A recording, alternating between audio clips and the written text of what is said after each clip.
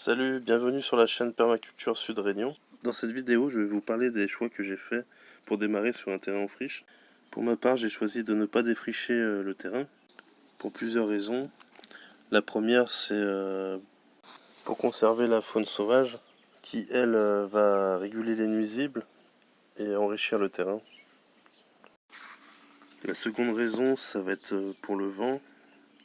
Alors voilà, du coup, j'ai planté des arbres. Donc, première chose que je conseille à faire, du coup, sur un terrain sur lequel vous commencez. Du coup, là, je vous montre en vidéo les arbres qui sont plantés dans la friche, protégés du vent, qui sont voilà, en bon état, qui n'ont pas subi de dommages suite au vent qu'on a eu ces derniers temps.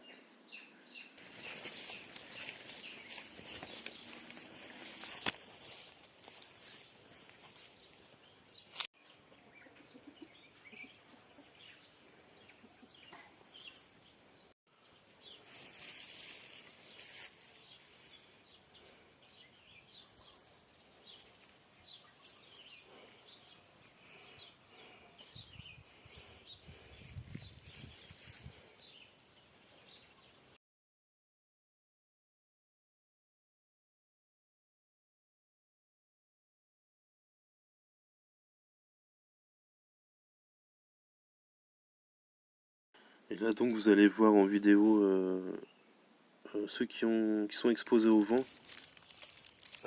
Donc, on peut observer pas mal de dégâts dus au fait qu'il n'y avait pas de protection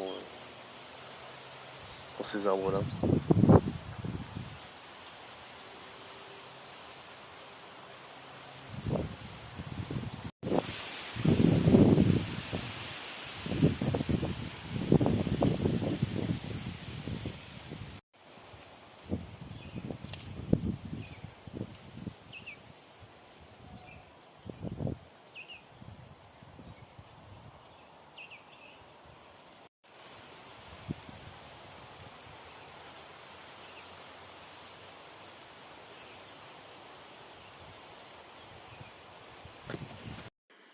La troisième raison, c'est pour la protection contre les fortes chaleurs.